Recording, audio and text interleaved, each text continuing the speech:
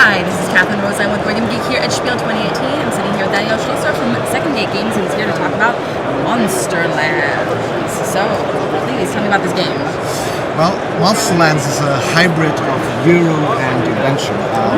Interesting. Yes, it's something that is you don't see very often. It's about 60-70% Euro, and then an adventure part because you need to plan very well and then go out to fight monsters, and in that you roll dice.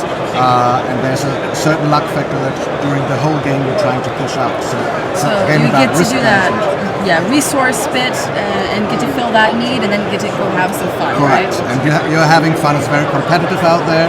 You're trying to be first to beat the monsters, but you're always in the doubt of whether I should go more protected or not. Am I ready to go out? But if I don't, then somebody else will go out and have the good fight. How much preparation can you do before leaving? Because that's it. All the good ones will be taken, right? The situation in broad terms is the lands of the Queen have been overrun by monsters, and they are asking us, who are clans of mercenaries, to fight the monsters and to win back the lands that have been lost to the Crown. So the general idea is each player has a clan progress card. So we'll move that up. Each player has a clan progress card, which is his play area, and he has mercenaries that he can use to generate dice. Each mercenary has a dice contribution to the clan, and you also get from different sources you get dice, and these dice you use then in the game to do worker placement actions. So once you have a dice pool, you can use these different colored dice. The dice do different things as well to do worker placement actions in the Citadel. The Citadel here is this place here. This is where you do your worker placement, Euro style build-up.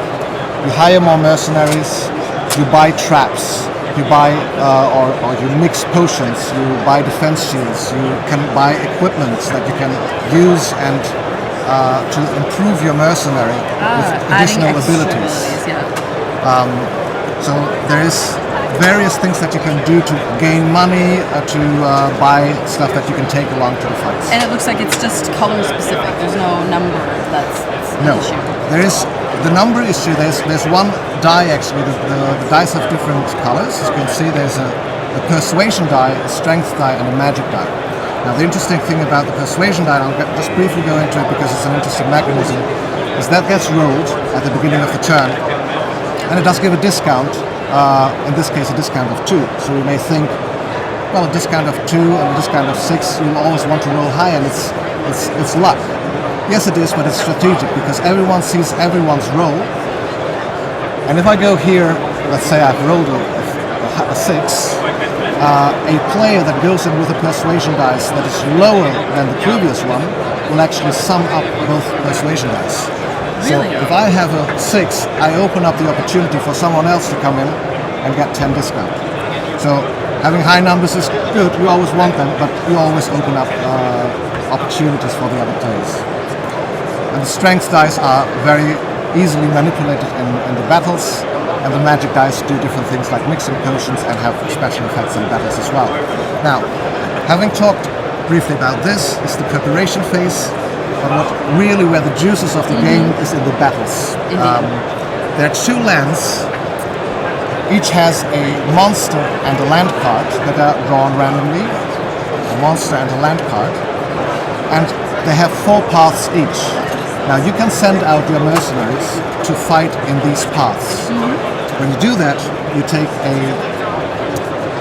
token, an assignment token of your mercenary, the one that you're sending, you place it on top of the path. Where you want him to go. Where you want him to go. You place the dice that are required. This is the upper line of another red random. And either a red or a purple. It's 2 reds. It's 2 reds that you have to put, and then you can add additional optional purple or red. So this is the number of dice. This is the number of dice. Okay. So you cannot put more than 4 dice in this case. You also get a benefit from each different path. So path choice is not only where you want to be in terms of order of battle, but what also is it that you want to get back from what this? What you want to get back, what benefit you want to get, what dice do you have, and so on. So you can go and occupy a path, and then you can take traps along.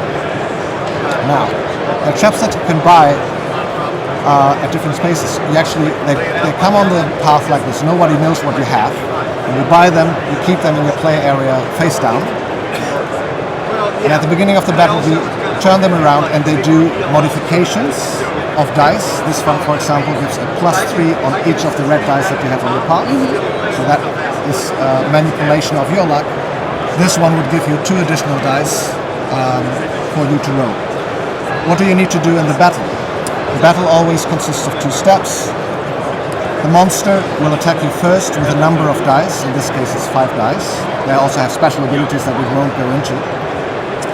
And the dice are rolled, and they hit on 3 to 6. So it's 2/3. So this would be a miss. This would be a miss, right? They go first, and you have to survive that. There's various ways to block hits. For example, if you had taken a shield, that the shield would block a hit. You can also take on potions with you, health potions, that will help you to heal immediately after being hit. However, you only have 2 lives. You're hit first, and then with the second hit, you would be taken out. So you have to go prepared. And then there's also location, which I'm thinking is going to have an effect as well. Yes, that's true, because the battles are resolved from left to right. So who goes left has the chance to fight the monster first, and these are juicy because they bring victory points. Lots of bonuses. The bonuses, glory points, and extra bonuses in terms of money and victory points. Now these are the values that you have to roll minimum 15 you would have to roll to capture the monster, and 20 or more you would have to roll to kill the monster, and then you would get the rewards that you have. Once the monster is defeated, the battle goes on and goes to the land, where again you have to roll specific values to occupy or to settle this land. You can take that land, and then you can do specific additional benefits in future rounds if you are able to settle. So that's going to give you a bonus for a later time. Correct. And then there a similar situation just in the other realm. That's the other realm, and then there's another space which is in the middle here. Those are called missions, where you can also go with a mercenary, put your dice on there, and you need to roll that objective to either complete the mission or fail the mission. They are easier, they're quicker, they don't need as many dice, but the real value is always in the battles. So you're building up your resources, you're going out to fight, and then going back and building up more resources. Correct. Again. Interesting thing about glory is when you want to hire, you need to hire more mercenaries to get more dice. Because they'll ultimately be dying as well. And they might be dying as well. Yeah, correct. And that's the interesting thing about glory. This is what you win when you fight the monsters and the lands. You can win glory in various ways. The glory is what your clan stands for. But each mercenary has a reputation. It's the red value down here.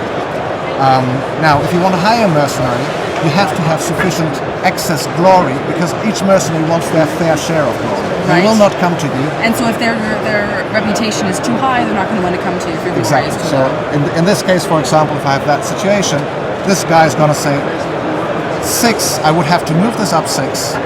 It doesn't happen. Right. I won't come. I will only come if you have enough glory for me to get my fair share. Okay? So you always have to move up glory first to be able to hire new mercenaries. Indeed. Now, how many players does this play? It plays 1 to 4. There's a solo version, which is not a version where you simply play 2 players, but it has a scenario book of various scenarios. And then there's also a 5-player expansion. Yes, you mentioned that. This little box here. Yeah. This adds the 5th player, but it also does other things. It has new kinds of weapons, heavy weapons they're called. We can move them into battle. They're tiles that are 2 spaces big, and you can move them to battle and bring them back. You can use them twice actually. That's very nice. Thank you so much. That is Monsterlands from Second Gate Games.